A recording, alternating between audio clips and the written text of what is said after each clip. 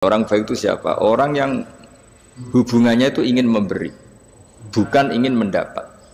Sehingga Rasulullah berkali-kali ngendikan al-yadul ulya khairum minal yadis sufla. Di mana-mana itu tangan memberi lebih baik daripada tangan meminta.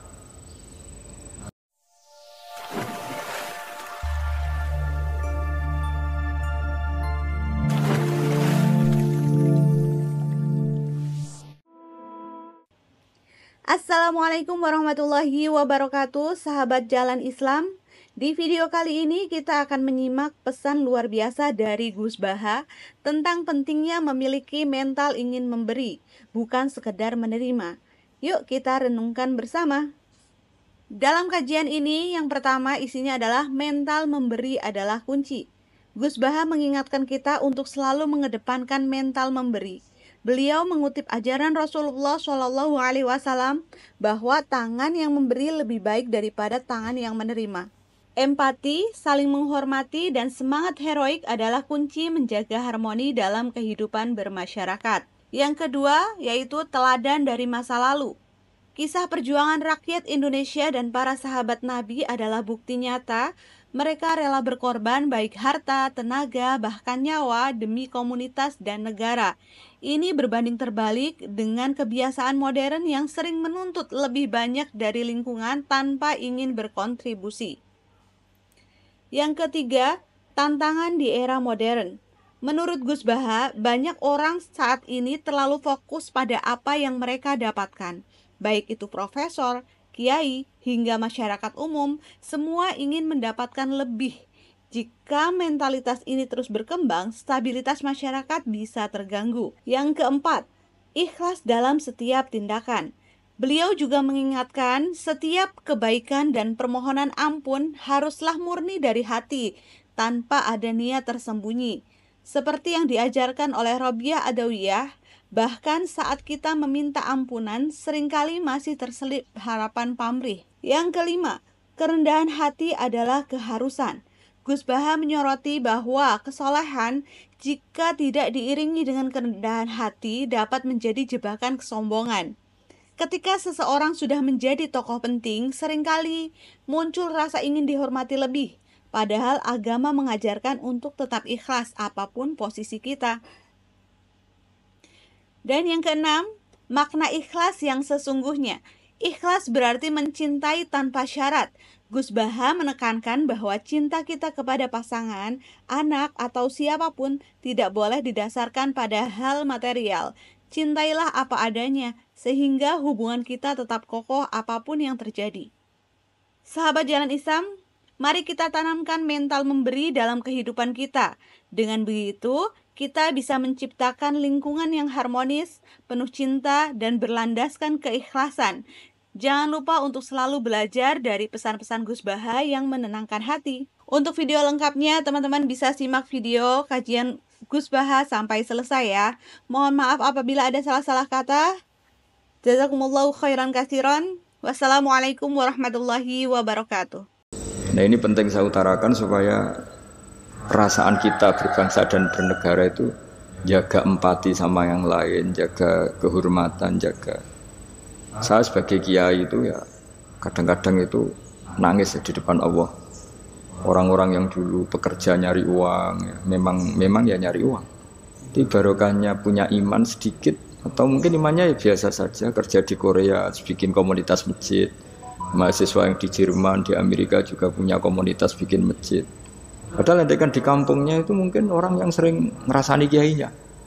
Kadang kurang cocok atau masjidnya kurang gimana. Jadi kalau di daerah yang Islamnya sudah sehat itu agak-agak komplain, perannya buntu saja sudah geger.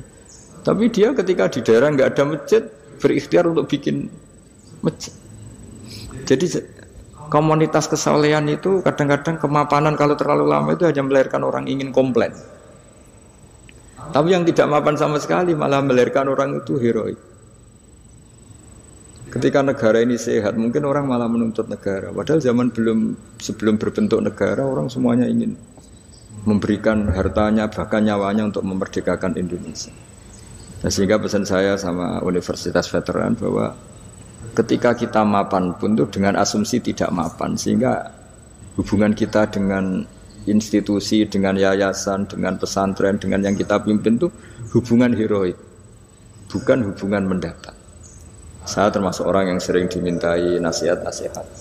Banyak rektor, banyak pejabat, juga banyak kawan kiai. Saya itu terobati itu yaitu semuanya kita, termasuk setelah mapan itu usahakan hubungan itu hubungan heroik. Sehingga inginnya memberi. Nah, di sini disebut wa mimma razaqnahum yunfikun. Orang baik itu siapa? Orang yang hubungannya itu ingin memberi, bukan ingin mendapat. Sehingga Rasulullah berkali-kali ngendikan al-yadul ulya khairum minal yadis sufla. Di mana-mana itu tangan memberi lebih baik dibanding tangan meminta. Nah, sekarang kenapa banyak problem di beberapa negara? Karena ketika orang terus pinter atau pinter lah, saya tidak perlu nyebut terjadi apa. Hubungannya itu kalau sudah pinter jadi dosen elit harus dapat berapa, kalau kiai elit harus dapat berapa. Nah, itu kalau semuanya ingin mendapat, ini negara bisa pusing. Yang guru besar ingin dapat banyak karena guru besar, kiai besar karena kiai besar. Yang miskin juga ingin mendapat karena miskinnya.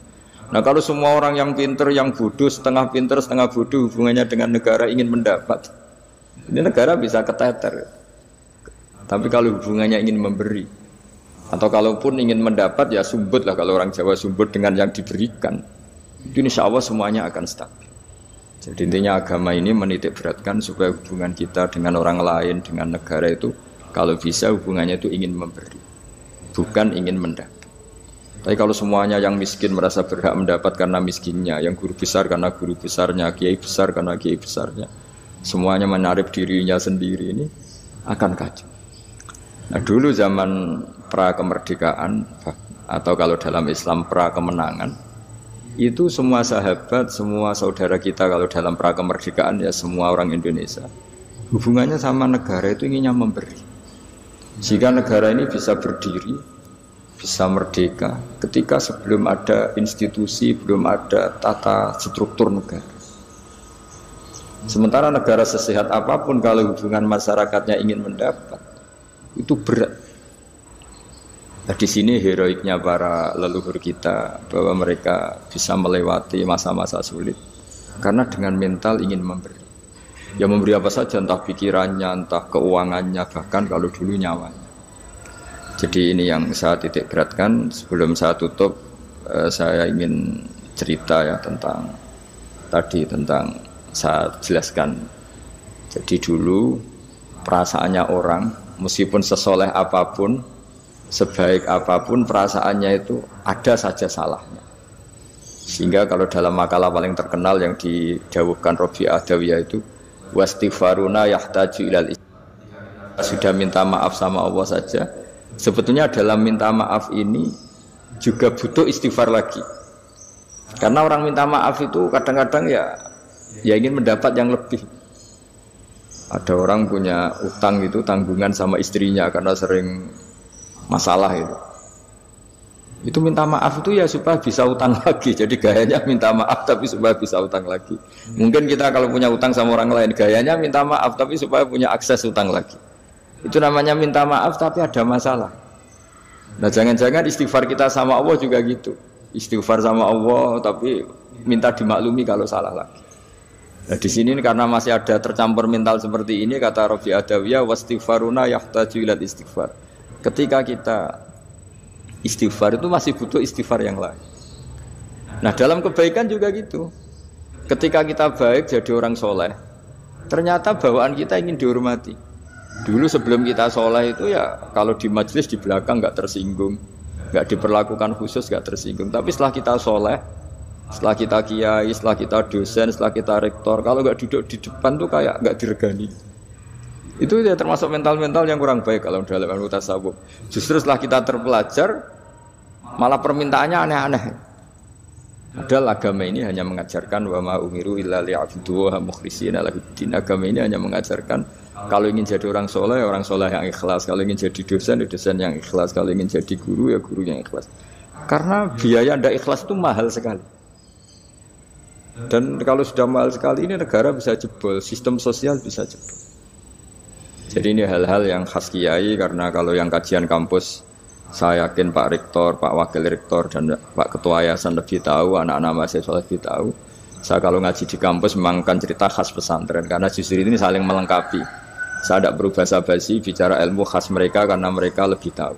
Kalau dalam bahasa Rasulullah SAW, antum a'lamu bi umuri dunyakum. Kamu lebih tahu tentang urusan yang kamu geluti.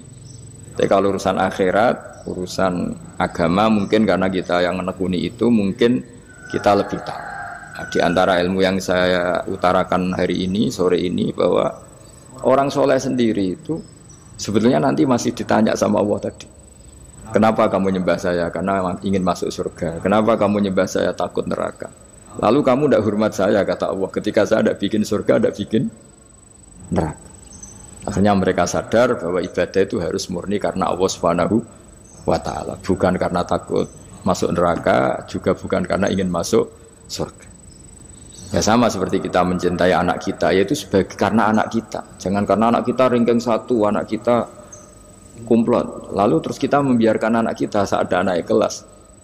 Toh tetap anak kita. Saya mencintai suami saya karena dosen penghasilannya banyak. Lalu suatu saat kalau ada masalah di PHK atau ada masalah terus tidak suami kan. Makanya di sini agama itu sangat menyarankan kesejatian. Jadi dia suami kita, dia anak kita, apapun kondisinya. Nah kira-kira gitulah, ikhlas itu kira-kira seperti itu. Jadi jangan sampai alasan-alasan yang bersifat materialistik itu yang menjadikan kita mencintai istri karena cantik, mencintai suami karena hasilnya besar. Suatu saat kalau itu berubah, kita akan masalah. Di sini agama menyarankan ikhlas, ikhlas, ikhlas.